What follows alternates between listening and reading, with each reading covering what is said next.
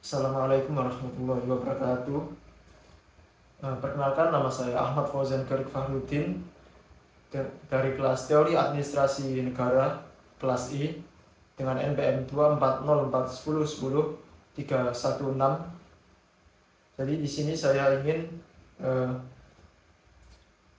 memaparkan soal jawaban saya dari soal EAS Teori Administrasi Negara. Yang pertama adalah analisis secara komprehensif mengapa kasus COVID-19 di Indonesia menggunakan konsepsi networking governance.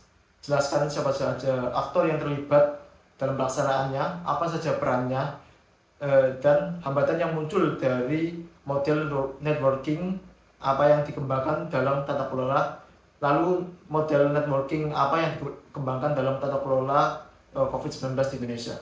Jadi alasan Indonesia menggunakan networking governance pada saat mengatasi pandemi COVID-19 di Indonesia adalah karena COVID-19 ini adalah masalah yang big problem atau masalah yang kompleks, yang tidak pasti dan juga melintasi batas-batas yurisdiksi. Problem seperti ini tidak bisa diselesaikan hanya dengan satu aktor saja, yaitu pemerintah, tetapi juga membutuhkan banyak aktor dalam proses penyelesaiannya. Secara teoritis dan praktis, Indonesia menerapkan networking governance karena keterbatasan sumber daya negara karena dalam menghadapi krisis COVID-19 yang multidimensi ini, pemerintah memerlukan adanya ketergantungan sumber daya atau resource dependent. Pemerintah tidak memiliki cukup sumber daya seperti sumber daya anggaran, lalu sumber daya peralatan medis, logistik, lalu data real time yang cukup untuk mengelola atau untuk mengatasi pandemi COVID-19 ini.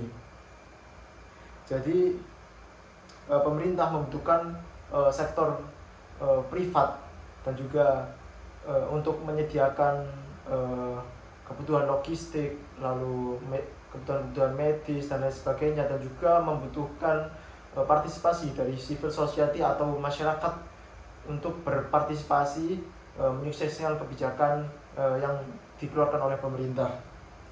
Dari kompleksitas masalah pandemi bukan hanya menjadi isu kesehatan saja, melainkan berdampak kepada sektor-sektor lain seperti ekonomi, sosial, dan juga keamanan. Paradigma dan struktur birokrasi yang digunakan oleh pemerintah masih menggunakan struktur Weberian yang cenderung kaku, hierarkis, dan juga bersifat top-down. Struktur ini tidak bisa digunakan untuk mengatasi masalah pandemi COVID-19. Perlu adanya struktur yang lebih responsibilitas dan juga lebih fleksibel. Nah, dalam kasus ini, maka struktur atau pendekatan networking governance menjadi struktur yang cocok digunakan menyelesaikan masalah pandemi COVID-19. Nah, masuk ke bagian kedua, yaitu aktor-aktor yang terlibat dan juga bagaimana perannya. Yang pertama tentunya yaitu pemerintah. Pemerintah di dalamnya ada Kementerian Kesehatan, lalu ada Kementerian Keuangan, lalu ada BNPB, Badan Penanggulangan Bencana, yang bertugas sebagai regulator dan juga koordinator membuat menetapkan Kepres, Undang-Undang Kepres, dengan Kementerian Kesehatan menetapkan protokol kesehatan, lalu Kementerian Keuangan yang mengatur alokasi APBN untuk menyelesaikan masalah COVID-19 ini, dan lain sebagainya.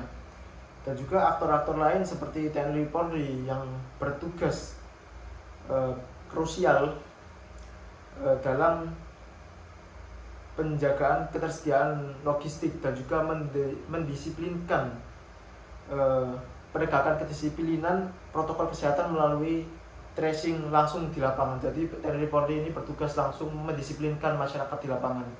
Lalu pemerintah daerah sebagai eksekutor kebijakan di tingkat lokal seperti penyelenggara PSBB ataupun PPKM, agar kebijakan lebih cepat tersalurkan di lapisan lokal. Oh ya, sebelumnya saya lupa bilang kalau aktor yang terlibat dalam penanganan COVID-19 ini, pemerintah menggunakan pendekatan pentahelix, yaitu 5 aktor penting. Nah, yang pertama tadi pemerintah, ya. Lalu yang kedua adalah akademisi sebagai konseptor dan juga validator. Akademisi berperan meneliti kasus-kasus COVID-19, fenomena yang terjadi di masyarakat, untuk memberikan data, untuk memberikan kurva penyebaran COVID-19 kepada pemerintah, agar pemerintah dapat mengambil langkah ke depannya untuk menyelesaikan pandemi COVID-19. Lalu juga seperti universitas yang mengembangkan teknologi, inovasi, seperti vaksinasi, obat pencegahan pertama maupun lain sebagainya. Seperti dalam pandemi kemarin itu Universitas Erlangga dan juga universitas-universitas lain yang memiliki fakultas kesehatan itu menciptakan ventilator portable yang yang disalurkan kepada rumah sakit umum yang kekurangan ventilator untuk pasien COVID-19 yang parah. Lalu aktor yang ketiga adalah sektor privat, di mana pemerintah menggandeng sektor privat untuk mendapatkan bantuan pasokan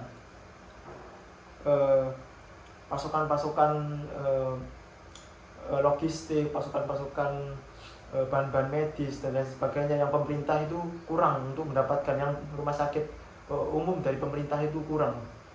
Lalu pemerintah juga menjalin networking governance dengan membuat co-production dengan sektor swasta, seperti membuat teknologi medicine seperti Halo Dokter dan juga Halo Dokter yang didistribusikan langsung oleh Kementerian Kesehatan dan juga sektor swasta untuk masyarakat yang terisolasi, yang ingin mendapatkan pelayanan kesehatan melalui digital di rumah saja. Lalu ada farmasi dan juga logistik dari BUMN dan juga sektor swasta seperti Bio Farma dan juga Kimia Farma yang memproduksi dan mendistribusikan APBD, lalu tabung oksigen dan juga alat-alat kesehatan lainnya kepada rumah sakit umum. Lalu aktor yang keempat adalah civil society atau masyarakat. Masyarakat di sini berperan dalam partisipasi penting dalam menyukseskan kebijakan yang dibuat oleh pemerintah.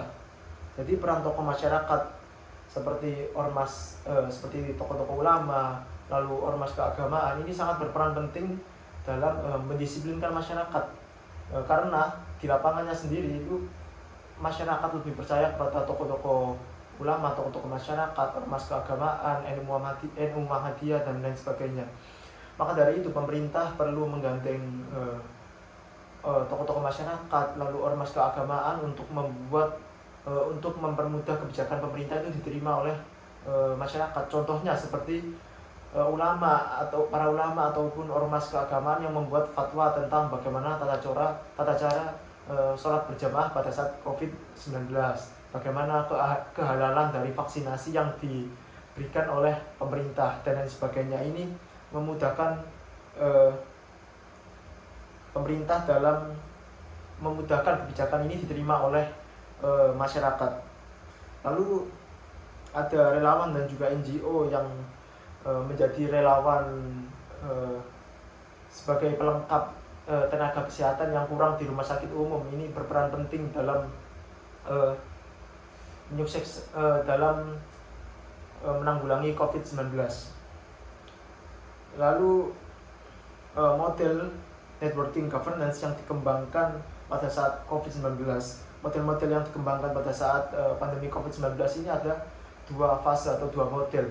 Yang pertama adalah pada fase awal COVID-19, pemerintah itu mengembangkan load organization and governance networking. Dengan sistem ini pada saat awal pandemi COVID-19 berlangsung, itu jejaring sangat terpusat pada BNPB, Badan Penanggulangan Bencana Nasional, yang ditunjuk sebagai Ketua Satgas Penanganan COVID-19. Jadi segala keputusan, segala data-data, lalu komando itu diserahkan satu titik terpusat kepada BNPB. Aktor lain seperti Pemda dan juga sektor swasta itu bergerak mengikuti instruksi dari Satgas Pusat, yaitu BNPB. Lalu pada fase selanjutnya, yaitu pada saat mulai munculnya varian Delta dan juga Omicron itu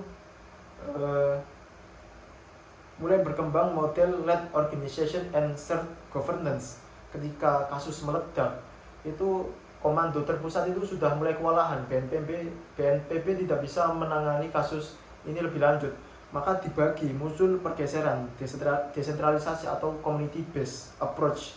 Pemerintah membagi tugas PPKM mikro, di mana di sini peran pemerintah daerah ini sangat penting, seperti ke level RT dan juga RW yang bersinergi. Contohnya seperti pemerintah yang menggandeng sektor swasta menyediakan logistik dan juga barang-barang kesehatan, lalu vaksinasi dan lain sebagainya, dan kemudian diselenggarakan oleh didisiplinkan oleh TNI Polri dalam proses vaksinasi, lalu dalam penyuksesannya dibantu oleh pemerintah daerah ke tingkat lebih rendahnya seperti kelurahan, RT, RW itu ikut berpartisipasi dalam menyelenggarakan pelaksanaan vaksinasi COVID-19. Lalu dalam menyalurkan program ini saling bersinergi antara pemerintah, lalu sektor swasta, TNI Polri dalam mendisiplinkan, dan juga pemerintah daerah, lalu masyarakat juga yang bergotong royong. Jadi di dalam fase ini, dalam struktur yang berkembang ini, tidak ada satu aktor yang mendominasi, lebih secara operasional di lapangan, dan juga kolaborasi ini menjadi lebih cair. Lalu hambatan utama dari networking governance itu sendiri adalah ego struktural dan juga koordinasi yang kurang, di mana pemerintah yang sebelumnya terbiasa menggunakan struktur birokrasi Webrian yang kaku, bersifat hierarkis, lalu top down, ini dipaksa bergeser ke paradigma new public governance menggunakan jejaring networking governance yang dari bersifat hierarkis dan top down itu harus menjadi kerjasama, kolaborasi antar aktor lain, swasta, civil society, dan lain sebagainya. Ini perlu adanya adaptasi pergeseran struktur tersebut. Jadi tentunya butuh adaptasi sehingga komunikasi dan juga koordinasi yang terkendala dan juga belum sempurna. Komunikasi ini belum terintegrasi dengan sempurna pada saat menggunakan networking governance. Lalu menjawab pertanyaan yang nomor 2, yaitu pemerintah Kota Surabaya memiliki struktur aktor seperti kader Surabaya Hebat untuk menangani stunting. Analisis dengan paradigma new public governance, bagaimana program kader Surabaya Hebat menerapkan gagasan paradigma tersebut, dan kira-kira apa hambatan yang muncul dalam penerapan program kader Surabaya Hebat tersebut. Jadi jawabannya adalah paradigma new public governance yang dipopulerkan oleh Stephen Osborne menekankan pada pluralisme dan juga pembuatan kebijakan bersama atau co-production dan jejaring antar organisasi. Berbeda dengan NPM New Public Management yang hanya menjadikan masyarakat itu pelayanan itu hanya sebagai objek pelayanan semata, bukan kolaborasi. Jadi program KSH ini, kader Surabaya Hebat ini sudah sesuai dengan New Public Governance karena menekankan kolaborasi antara sektor, antar lembaga kesehatan yang ada di pemerintahan dengan masyarakat ini saling berkolaborasi, saling bahu-membahu. Ini menunjukkan adanya bahwa KSH ini sesuai dengan New Public Governance. Nah, dalam analisis KSH dalam perspektif New Public Governance sendiri, program kader Surabaya Hebat adalah manifestasi nyata dari pergeseran tata kelola kota dari sekedar melayani menjadi kolaborasi. Dalam NPJ, layanan publik tidak diproduksi secara eksklusif oleh birokrat, tetapi diproduksi bersama warga. Penerapan KSH sendiri, penanganan stunting tidak hanya dilakukan oleh dokter atau bidan puskesmas atau dinas kesehatan dari pemerintah saja, tetapi juga melibatkan masyarakat dengan penimbangan balita dalam programnya, itu seperti penimbangan balita, pendampingan ibu hamil, dan juga pelaporan kondisi di lingkungan. tanpa KSH, data stunting Pemkot tidak akan real time dan juga akurat, karena warga KSH menjadi perpanjangan tangan sekaligus ujung tombak dinas kesehatan. Jadi di dalam kader Surabaya Hebat ini, masyarakat itu tidak hanya dilayani di dalam prosesnya, tetapi juga masyarakat ikut berkolaborasi, ikut bahu-membahu memberikan data real time, ikut berkontribusi dalam pelatihan khusus yang disediakan dalam KSH kader Surabaya Hebat ini. Dan juga dari pihak pemerintah ini, seperti Dinas Kesehatan yang membuat program ini, tidak semata-mata melayani saja, tetapi juga berkolaborasi dengan masyarakat. Masyarakat ikut membantu memberikan data real time, ikut berkontribusi dalam program-program yang diberikan pemerintah. Jadi ini saling melengkapi satu sama lain, bukan hanya melayani saja. Dan NPJ juga menekankan kerjasama lintas sektor yang cair, bukan hierarki atau kaku. Nah, dalam penerapan KSH kader Surabaya Hebat adalah penghubung dalam jejaring penanganan stunting. Karena dalam KSH ini menghubungkan keluarga beresiko dalam kurung masyarakat,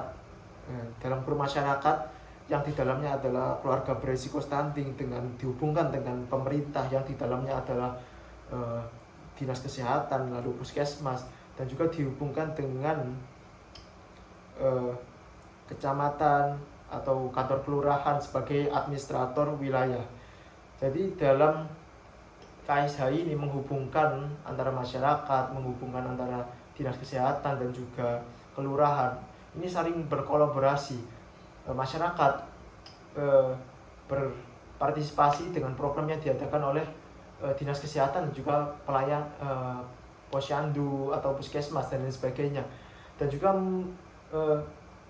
kelurahan atau kecamatan ini mencatat data-data dari pelaksanaan program yang diadakan oleh Dinas Kesehatan itu tersebut. Jadi dengan adanya pelayanan ini, dengan adanya kontribusi dari masyarakat, dengan adanya program-program yang diterapkan oleh Dinas Kesehatan lalu dicatat oleh kecamatan, dicatat oleh kelurahan, ini memungkinkan adanya data ini cepat terkumpul. Jadi input data stunting ini cepat terkumpul dan mudah untuk pemerintah mengelola data tersebut dan mengeluarkan program terbaru sesuai dengan kondisi yang ada di masyarakat. Jadi jika dianalisis, program kader Surabaya Hebat ini sudah sesuai dengan New Public Governance karena melibatkan berbagai sektor kolaborasi, bukan hanya pelayanan publik semata, tetapi juga benar-benar saling bahu-membahu, berkontribusi, berkolaborasi untuk menuntaskan stunting ke depannya. Lalu dari hambatan sendiri program KSH ini, hambatan dari program KSH ini adalah capacity gap atau kesenjangan kapasitas SDM. Di dalam KSH, di dalam kemampuan KSH, di dalamnya KSH ini tidak hanya diisi oleh orang-orang atau aktor-aktor golongan muda saja yang paham teknologi, tetapi juga diisi oleh generasi yang lebih senior, generasi yang lebih tua, yang kurang paham teknologi. Jadi dalam proses input data, khususnya dalam KSH ini terdapat aplikasi Sayang Wargaku. Aplikasi Sayangi Wargaku ini memungkinkan proses input data dengan cepat dan tersalurkan lebih cepat dan efektif kepada pemerintah agar tepat sasaran. Nah, jika di dalam KSH ini aktor-aktornya terdapat, masih ada banyak aktor yang belum mahir menggunakan teknologi, khususnya dalam menginput data dalam aplikasi Sayangi Wargaku ini, maka proses dampaknya adalah validitas data stunting ini menjadi terlambat. Jika data salah, intervensi pemerintah menjadi salah sasaran juga.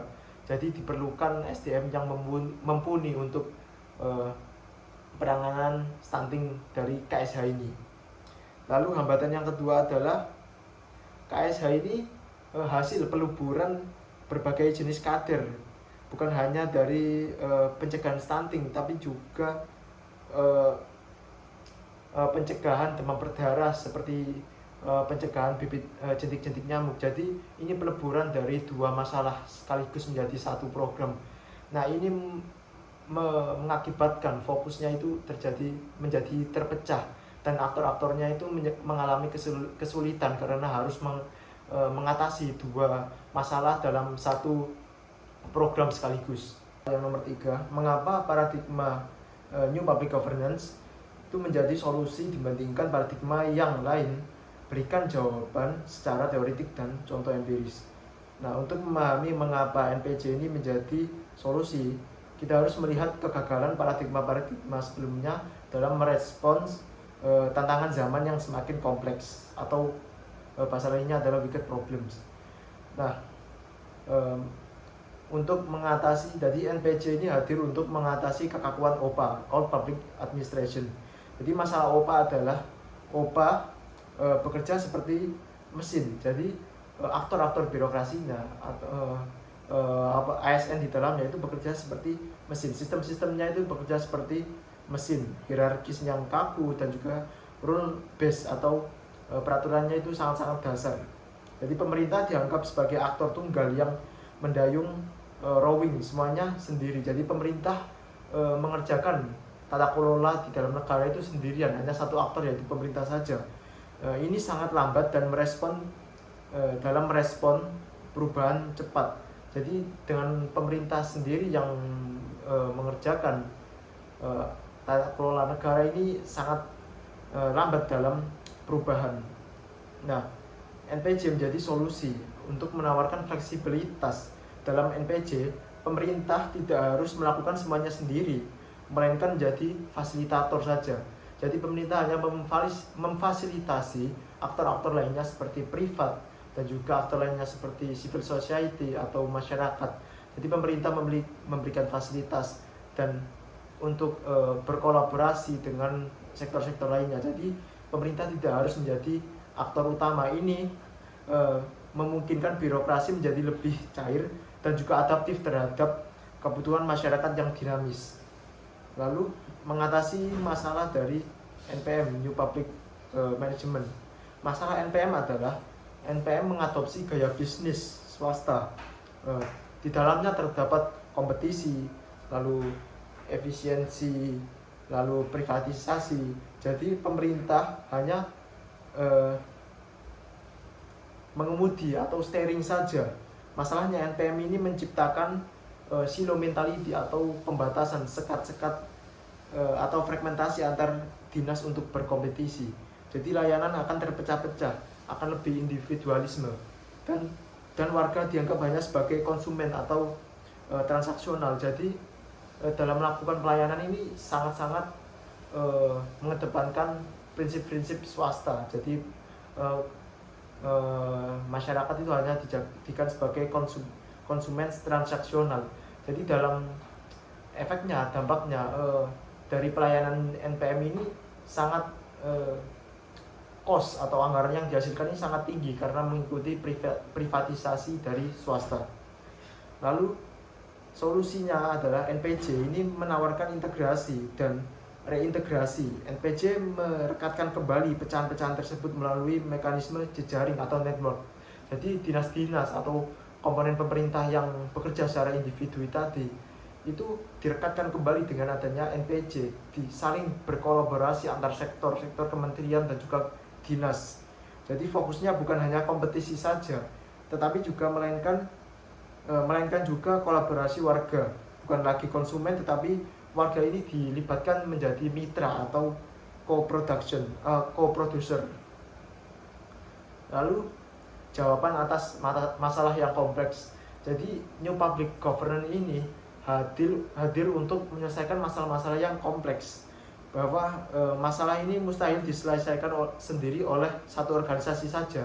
Jadi NPJ ini menjadi solusi karena mobilisasi sumber daya dari berbagai sektor, baik dari pemerintah, swasta, dan juga komunitas masyarakat untuk mengeroyok masalah tersebut itu lebih secara bersama-sama. Lalu contoh empiris dari New Public Governance ini bisa menjadi penyelesaian nyata di lapangan. Contoh empirisnya adalah kasus tentang penataan kawasan kumuh dan juga kampung di Surabaya. Nah, pendekatan OPA, All Public Management, All Public Administration ini gagal karena pemerintah melakukan penggusuran secara paksa atau membangun rusunawa tanpa adanya komunikasi dengan warga, tanpa adanya bertanya langsung kepada warga. Hasilnya adalah penolakan dan demo. Rusunnya itu yang dibangun tidak dihuni karena tidak sesuai dengan budaya warga. Tidak ada tempat dagang, tidak ada tempat bersosialisasi dan lain sebagainya, karena pemerintah hanya asal membangun saja.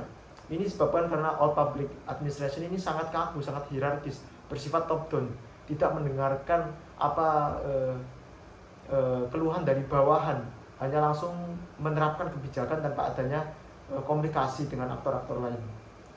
Nah, pendekatan NPJ, New Public Governance ini menjadi solusi dari action plan, community action plan. Jadi pemerintah duduk bersama dengan komunitas warga, dengan masyarakat yang akan dilakukan renovasi rusunawa tersebut. Jadi dengan pemerintah duduk bersama dengan komunitas, lalu NGO dan juga arsitek, lalu komunitas masyarakat, ini memunculkan adanya solusi bersama. Dengan adanya komunikasi, pemerintah tahu masalah-masalah apa yang ada di dalam masyarakat, lalu konsep-konsep apa atau bangunan apa yang diinginkan oleh masyarakat. Hasilnya kampung rusunawa yang dibangun oleh masyarakat ini yang dibangun oleh pemerintah ini jadi tertata. Warga merasa memiliki sense of belonging, atau sehingga merawat fasilitas tersebut itu masyarakat itu menjadi senang, menjadi nyaman dengan fasilitas tersebut karena sesuai dengan harapan dari masyarakat, karena pemerintah tadi melibatkan masyarakat dalam pembangunannya. Jadi itu tadi contoh empiris dari pendekatan New Public Governance dalam menyelesaikan masalah-masalah yang ada di dalam publik, di dalam masyarakat. Sekian dari saya. Wassalamualaikum warahmatullahi wabarakatuh.